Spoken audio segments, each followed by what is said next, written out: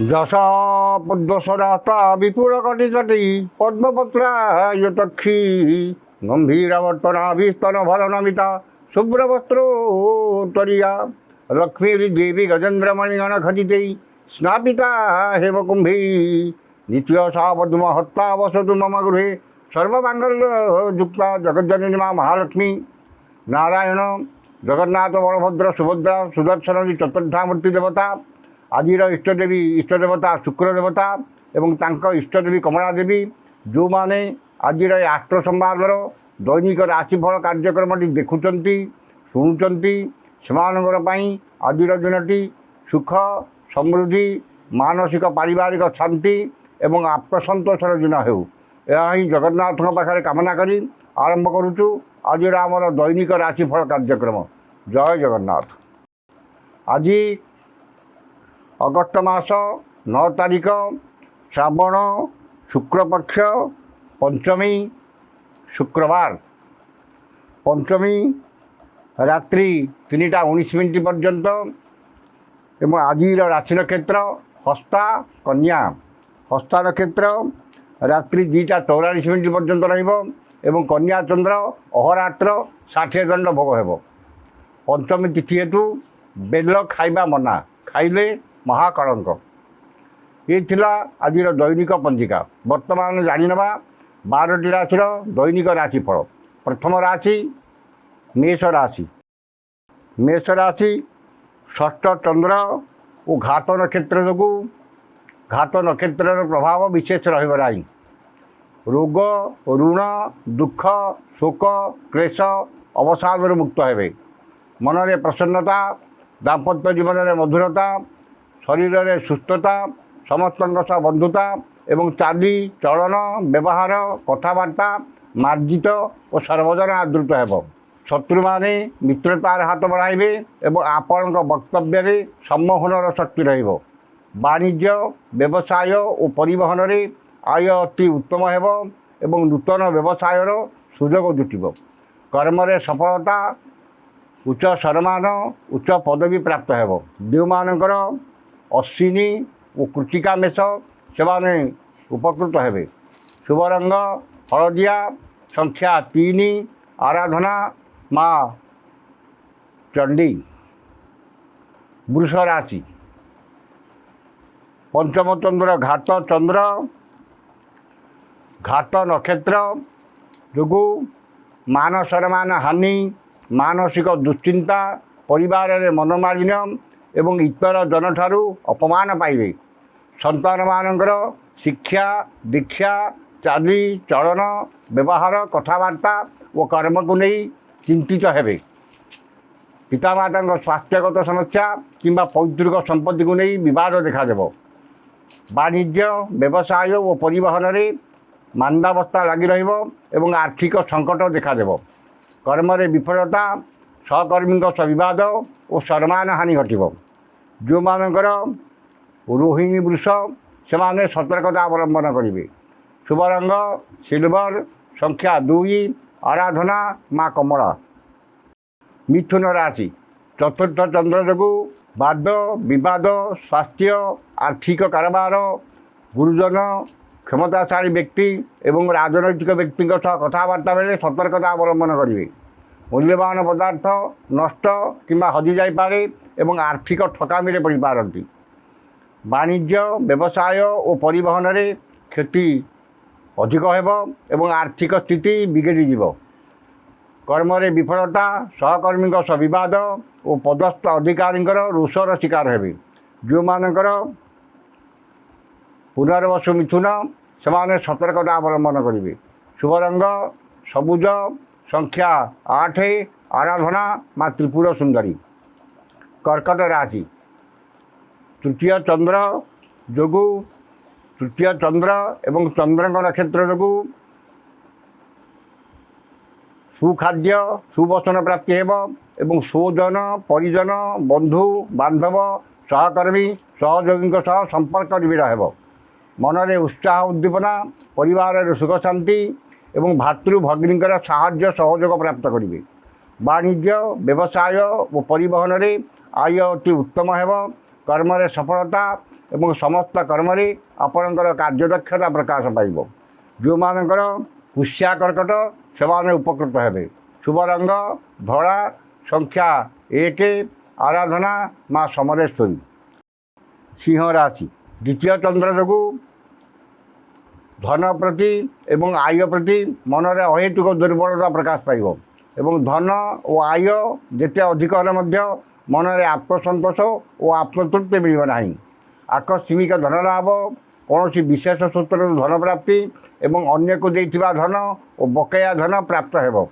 ବାଣିଜ୍ୟ, ବ୍ୟବସାୟ ଓ ପରିବହନରେ ଆୟ ଅତି ଉତ୍ତମ ହେବ।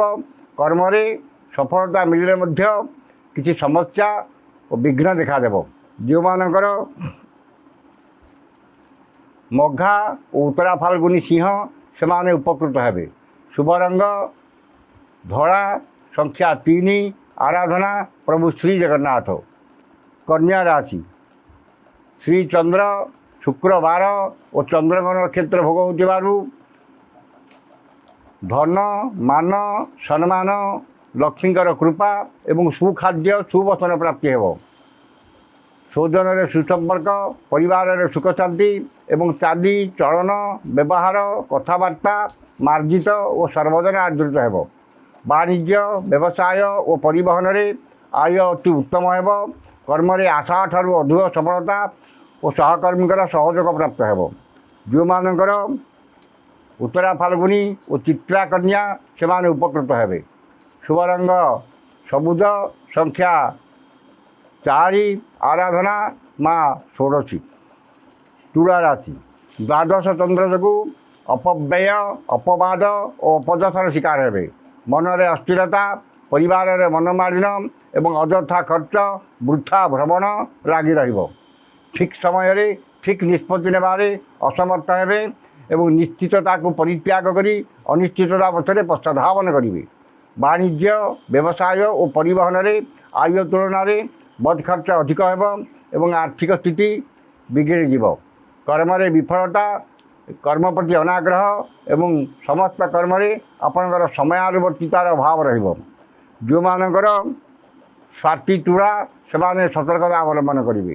ଶୁଭ ରଙ୍ଗ ନୀଳ, ସଂଖ୍ୟା 2, ଆରାଧନା ମା ସମଲେଶ୍ୱରୀ। ବିଛା ରାଶି, ଏକାଦଶ ଚନ୍ଦ୍ର ଓ ଘାତବାର ଯୋଗୁଁ ଘାତବାରର ପ୍ରଭାବ ବିଶେଷ ରହିବ ନାହିଁ। ଧନ, ସମ୍ପଦ, ପ୍ରାଚୁର୍ଯ୍ୟ, ପ୍ରତିପତ୍ତି ବୃଦ୍ଧି ପାଇବ ଏବଂ ମୂଲ୍ୟବାନ ଧାତୁ, ଭୂମି ଓ ଯାନବାହନ କ୍ରୟ କରିବେ କିମ୍ବା ନୂତନ ଭୂମି କ୍ରୟ, ନୂତନ ଗୃହ ପ୍ରତିଷ୍ଠା, ଗୃହାରମ୍ଭ ଓ ବ୍ୟବସାୟ ଆରମ୍ଭ ଏବଂ ନୂତନ କର୍ମାରମ୍ଭ କରିପାରନ୍ତି। ବାଣିଜ୍ୟ, ବ୍ୟବସାୟ ଓ ପରିବହନରେ ଆୟ ଅତି ଉତ୍ତମ ହେବ। କର୍ମରେ ଆଶାଠାରୁ ଅଧିକ ସଫଳତା ଓ ପ୍ରମୋସନ୍ ମିଳିପାରେ। ଯେଉଁମାନଙ୍କର ଅନୁରାଧା ବିଚ୍ଛା ସେମାନେ ଉପକୃତ ହେବେ। ଶୁଭ ରଙ୍ଗ ହଳଦିଆ, ସଂଖ୍ୟା 3, ଆରାଧନା ମା ଚଣ୍ଡୀ। ଧନୁ ରାଶି, ଦଶମ ଚନ୍ଦ୍ର ଓ ଚନ୍ଦ୍ରଙ୍କ ନକ୍ଷତ୍ର ଭୋଗ ହେଉଥିବାରୁ ନୂତନ ଭୂମି ପୂଜା, ଗୃହ ପ୍ରତିଷ୍ଠା, ଗୃହାରମ୍ଭ, ନୂତନ ବ୍ୟବସାୟ ଆରମ୍ଭ ଓ ନୂତନ କର୍ମାରମ୍ଭର ସୁଯୋଗ ଜୁଟିପାରେ କିମ୍ବା ସେଥିପାଇଁ ଆୟୋଜନ କରିପାରନ୍ତି। କର୍ମ ପ୍ରତି ଅଧିକ ଧ୍ୟାନ ରହିବ ଏବଂ ଭାଗ୍ୟ ଅପେକ୍ଷା କର୍ମରେ ଅଧିକ ଧ୍ୟାନ ଓ ଗୁରୁତ୍ୱ ଦେବେ। ବାଣିଜ୍ୟ, ବ୍ୟବସାୟ ଓ ପରିବହନରେ ଆୟ ଯାହା ହେଲେ ମଧ୍ୟ ମନରେ ଆତ୍ମସନ୍ତୋଷ ଏବଂ ଆତ୍ମତୃପ୍ତି ରହିବ। ମନରେ ପ୍ରସନ୍ନତା, ପରିବାରରେ ସୁଖ ଶାନ୍ତି ଏବଂ ଦେହ ମନ ସୁସ୍ଥ ରହିବ। ଯେଉଁମାନଙ୍କର ମୂଳା ଓ ଉତ୍ତରାଷାଢ଼ା ଧନୁ ସେମାନେ ଉପକୃତ ହେବେ। ଶୁଭ ରଙ୍ଗ ଲାଲ, ସଂଖ୍ୟା 5, ଆରାଧନା ମା ତାରା। ମକର ରାଶି, ନବମ ଚନ୍ଦ୍ର ଶୁକ୍ରବାର ଯୋଗୁଁ ଗୁରୁଜନଙ୍କ କୃପା, କ୍ଷମତାଶାଳୀ ବ୍ୟକ୍ତିଙ୍କ ସହାୟତା ଏବଂ ରାଜନୈତିକ ବ୍ୟକ୍ତିଙ୍କ ଶୁଭଦୃଷ୍ଟିରେ ରହିବେ। ଉଚ୍ଚ ସମ୍ମାନ, ଉଚ୍ଚ ପଦବୀ ଏବଂ କୌଣସି ସଭା କିମ୍ବା ସଂଗଠନର ନେତୃତ୍ୱ ଦେବେ। ଉନ୍ନତିମୂଳକ କର୍ମରେ ଧ୍ୟାନ ଅଧିକ ରହିବ ଏବଂ ମନରେ ଉନ୍ନତ ଚିନ୍ତାଧାରା, ଉଚ୍ଚାଭିଳାଷ ପ୍ରକାଶ ପାଇବ। ବାଣିଜ୍ୟ, ବ୍ୟବସାୟ ଓ ପରିବହନରେ ଆୟ ଅତି ଉତ୍ତମ ହେବ। କର୍ମରେ ସଫଳତା, ଉଚ୍ଚ ସମ୍ମାନ, ଉଚ୍ଚ ପଦବୀ ପ୍ରାପ୍ତ ହେବ। ଯେଉଁମାନଙ୍କର उत्तराषाढ़ा और धनिष्ठा मकर से उपकृत हेबे। शुभ रंग बैगणी, संख्या 6, आराधना माँ दुर्गा। कुंभ राशि अष्टम चंद्र जोगु वाद विवाद, स्वास्थ्य, आर्थिक कारोबार और जानवाहन आरोहण काल में सतर्कता अवलंबन करेंगे। धन क्षति, मानसिक अस्थिरता, परिवार में मनोमालिन्य एवं शारीरिक पीड़ा भोगे। समस्त कर्म में भूल निष्पत्ति नेबे एवं बिना कारण रे बहुत व्यस्त रहिबे। वाणिज्य, व्यवसाय और परिवहन रे आय अति उत्तम हेब। वाणिज्य, व्यवसाय और परिवहन रे क्षति पहुँचब एवं कर्म रे विफलता और बाधा विघ्न लगी रहिबो। जो मानकर पूर्व भाद्र कुंभ से सतर्कता अवलंबन करेंगे। शुभ रंग कला, संख्या 11, आराधना जगज्जननी माँ काली। मीन राशि घात 12 और सप्तम चंद्र जोगु समस्त कर्म शुभफल मिले मन अस्थिर और विषादग्रस्त रहिबो। मनरे प्रसन्नता, दाम्पत्य जीवन में मधुरता एवं दाम्पत्य जीवन में मधुरता एवं परिचित महिला साहाय्य सहयोग एवं धन मिल। वाणिज्य, व्यवसाय और परिवहन में आय अति उत्तम हेब। कर्म में आशा ठारू अधिक सफलता और महिला सहकर्मी सहयोग प्राप्त करेंगे। जो मानकर उत्तरा भाद्र मीन से उपकृत हेबे। शुभ रंग गोलापी, संख्या 7, आराधना माँ धूमावती। ये थिला आज 12टी राशि दैनिक राशिफल। समस्त राशि व्यक्ति मैंने दिनटी शुभ होगापाई उक्त मंत्रटी ऋष्यादि कर पाठ करूँ। जो मानकर अशुभ फल पाइबार अच्छी से अशुभत्व दूर हो शुभ फल पाइबे एवं जो मानकर शुभ फल पाइबार अच्छी से आउ टिके अधिक शुभ फल पाइबे। श्री शुक्र महामंत्र भरद्वाज ऋषि अनुष्ठुप छंद अद्य दिवस दिवसाधिपति शुक्र महाग्रह देवता सुकृते। शुक्र महाग्रह देवता मंत्र 178 संख्यक मंत्र जपे बिंजोह। ये मंत्रटी थरे पढ़े और मंत्रटी है ओं ह्रीं श्रीं शुक्राय नमः। ये मंत्रटी सकाଳେ 108 और संध्या 108 पाठ करूँ। निश्चित भाव में आप दिनटी मंगलमय और शुभमय हेब। आज तो समय सरी आसंता काली देखा ठीक यही समय विदाय दिंतु। जय जगन्नाथ।